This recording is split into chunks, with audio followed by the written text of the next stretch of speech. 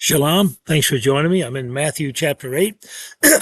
In Matthew chapter 8 and 9, Matthew has grouped together several miracles that Jesus has performed, and it is for the purpose of demonstrating and showing the authority that Jesus has in many areas of life.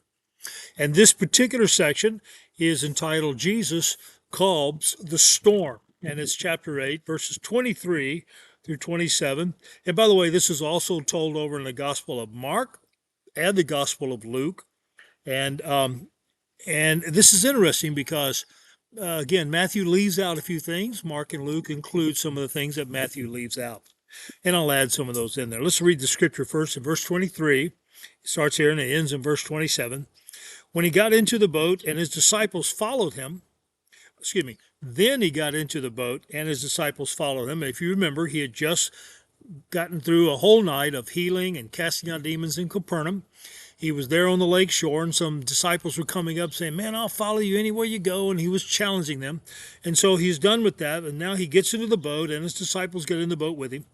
Suddenly, a furious storm came up on the lake. Now, that's the Sea of Galilee, so that the waves swept over the boat. But Jesus was sleeping. The disciples went and woke him and saying, "Lord, save us, we're going to drown." He replied, "You have little faith. Why are you so afraid?" Then he got up and rebuked the winds and waves, and it was completely calm. The men were amazed and asked, "What kind of man is this? Even the winds and the waves obey him." All right, let me talk a little bit about these different parts. It is important to note a big contrast here. Let me make sure I wrote down a few things here that I want to bring out. Notice the big difference, by the way, between the great storm and the great calm. The storm is called a furious storm, and in the Greek, it's the word seismos megas. You know, mega means big, seismos means like an earthquake, shaking, and that's what this storm is like. Now, I have never been on the Sea of Galilee, but I know some folks who have, and I also have seen videos of people who were on a tour boat, and one of these storms showed up in the middle of the day, and it was raging, furious. It was frightening. So here they are experiencing this in the real world today, just as the disciples did 2,000 years ago. They were in a much smaller boat, the disciples, okay? But it's interesting because the word for calm means a great tranquility. So you had this shaking, violent, massive, violent storm, a great storm, and then you have a great calm, a great tranquility. I think that's fascinating.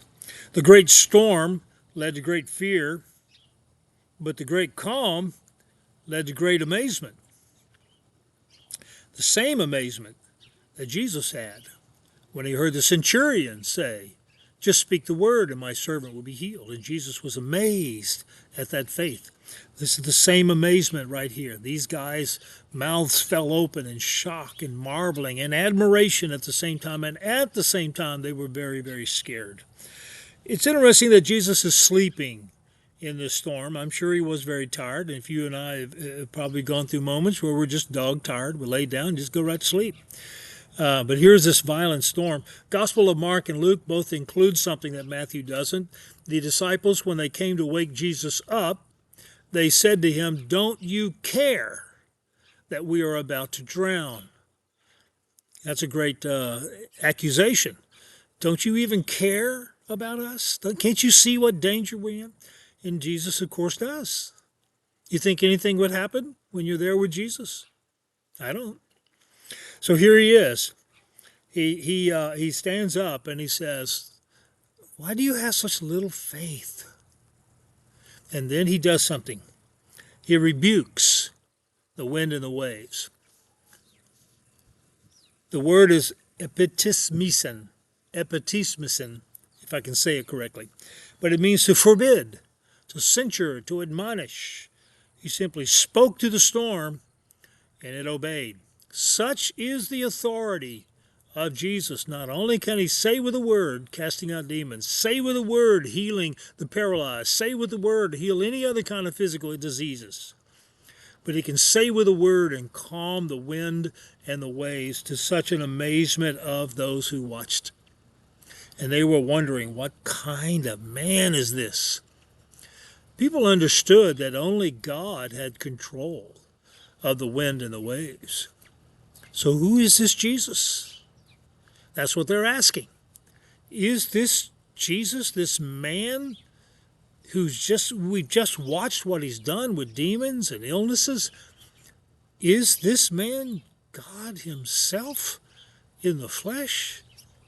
And of course the answer would be yes. He can control the winds and the waves because he created the winds and the waves. So what storm in your life do you need Jesus to speak to? Thanks for joining me.